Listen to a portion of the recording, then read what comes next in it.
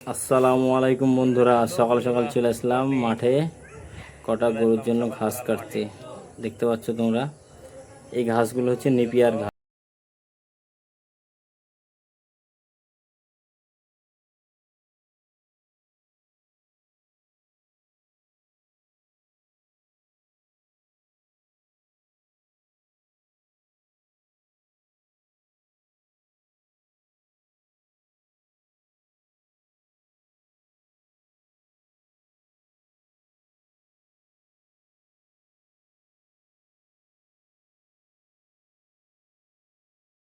মোটামুটি 7:30 থেকে মনে হয় 7টা। তো সকাল সকাল আসলাম, কারণ দোকানে যেতে হবে আবার ডিউটিতে। তো গরম খুব সকালে, তবুও খুব গরম বেশি পড়ছে। তো যাই হোক, দেখতে পাচ্ছ। তো আজ থেকে 10 থেকে 12 বছর আগে মনে হয় ঘাস কেটেছি গরুর জন্য।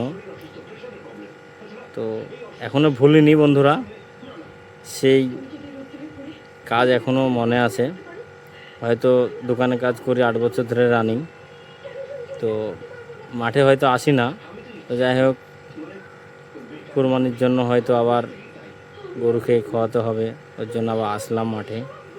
তো ভুলিনি এখনও, সকাল সকাল চলে এসেছি। তো এটা আমার শ্বশুরমশার এই ভুঁই।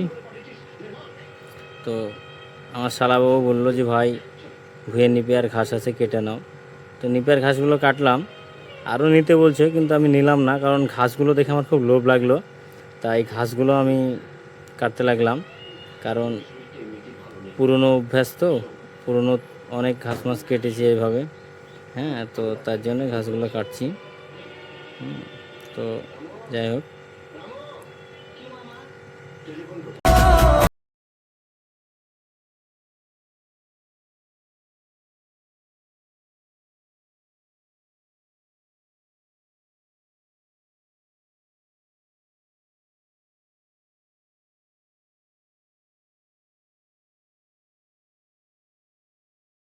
হ্যালো গাইস, আসসালামু আলাইকুম।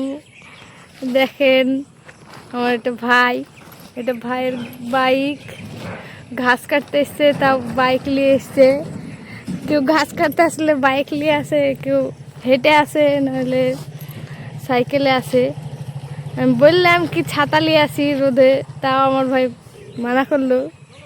রোদে অবশ্য কষ্ট হয় ভাইয়ের, তাও বারণ করলো আমাকে আনতে। তো দেখেন, ভাই এখন ঘাস কাটার পরে ঘাস বস্তাতে ভরছে।